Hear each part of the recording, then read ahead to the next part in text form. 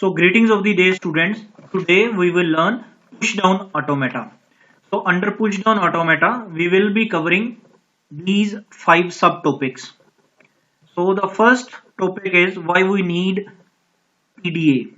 So finite automata cannot accept the language of the form of a raised to power n, b raised to power n because it has to remember the number of a's and number of b's present in the string.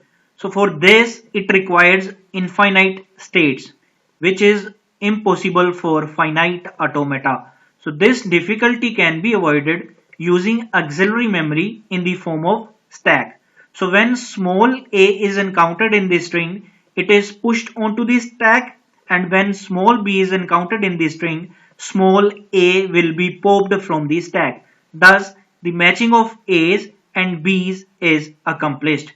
This sort of arrangement is called push down automata.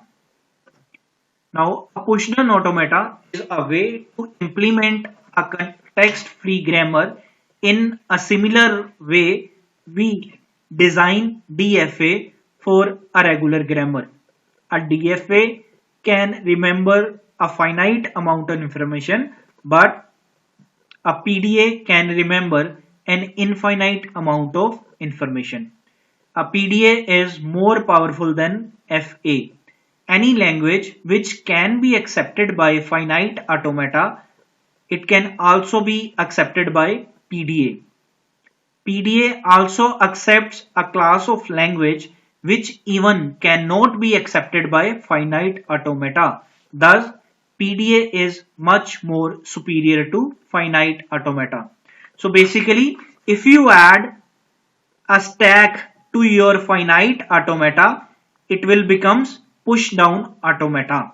So FA plus stack is equals to PDA. As you all knows, in a stack we have last in first out principle, or you can also refer it as first in last out principle. If you take an example of the stack, we have a stack of queues, we have a stack of coins, we have a stack of books. So these are the examples of stack. A stack does two operations. If you add anything at the top, it is called push operation, and for pop operation you will have to remove something from the top of the stack. So addition as well as deletion will be done at TOS, that is top of the stack. So model of PDA. A push down has three components. The first component is called read only input tape. The second component is called finite control, where all your states will be processed. The third component is called a stack with infinite size, where pushing and popping operations will be performed. This stack is called PDS, push down store.